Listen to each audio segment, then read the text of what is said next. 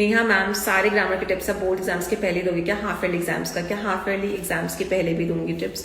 And आज का हमारा टॉपिक रहेगा ट्रांसफॉर्मेशन ऑफ सेंटेंसेस का, जो कंडीशनल सेंटेंस का पार्ट है इफ एंड अनलेस का, उसके कुछ शॉर्ट ट्रिक्स या एज ए से इन माई क्लास फॉर्मूलाज मैं आपको सिखाने वाली हूँ। ठीक है, एंड दो ये शॉर्ट ट्रिक्स या फॉर्मूला आपके फुल क्लासेस का रिप्लेसमेंट नहीं हो सकते, बिकॉज में बहुत कुछ सीखते हैं, बट लास्ट मोमेंट के लिए आपको बहुत हेल्प करेगा। So let's understand those formulas.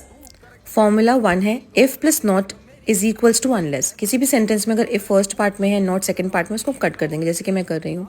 If you water the plants they will not die, उसकी जगह हम लिख देंगे अनलेस, एंड सेंटेंस हो जाएगा unless you water the plants they will die. So this was rule number 1। ये exam में आप ट्रिक फॉलो कर सकते हैं, इससे कन्फ्यूजन आपको नहीं होगा। रूल नंबर 2 है if is equals to unless plus not. तो यहाँ पे सेंटेंस है if you read you will learn, only if का इस्तेमाल हुआ यहाँ पे। ठीक है, सिर्फ इफ है यहाँ पे। तो इस इफ की जगह हम लोग फर्स्ट पार्ट में अनलेस ऐड कर सकते हैं, unless you read, and then not add करेंगे सेकंड पार्ट में, यू विल नॉट लर्न। तो यहाँ पे हमने इफ की जगह अनलेस एंड नॉट का यूज किया, सेंटेंस हो गया unless you read you will not learn. This was rule number 2। अब आते हैं रूल नंबर 3 में, जो कि अगर सेंटेंस में ओनली इफ का यूज हुआ है तो आपको उसकी जगह नेवर प्लस अनलेस का यूज करना पड़ेगा। For example monkeys fight only if they are 100 to 1। तो यहाँ पे आप ओनली इफ को हटा सकते हो। ठीक है, एंड हटाने के बाद आंसर में आपको नेवर प्लस अनलेस का यूज करना है। Monkeys never fight unless they are 100 to 1। तो ये हमारा आंसर हो जाएगा। ठीक है, अब मैं आपके सामने एक सिचुएशन रखती हूँ जहाँ पे अगर सेंटेंस में if and 2 bar not use हुआ है तो आप क्या करोगे।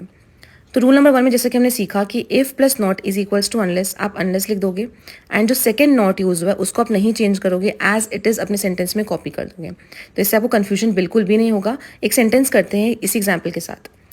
If he doesn't meet strong opposition he won't give up. यहाँ पे इफ भी यूज हुआ है, नॉट 2 बार यूज हुआ है। ठीक है, तो वहाँ पे हम अनलेस का इस्तेमाल किया, हमने अनलेस एंड वोंट का नॉट इंटैक्ट रखा, तो हुआ unless he made strong opposition he won't give up. अब आप बोलोगे यहाँ पे आंसर में मीट्स है और क्वेश्चन में मीट था, तो ये कैसे हुआ।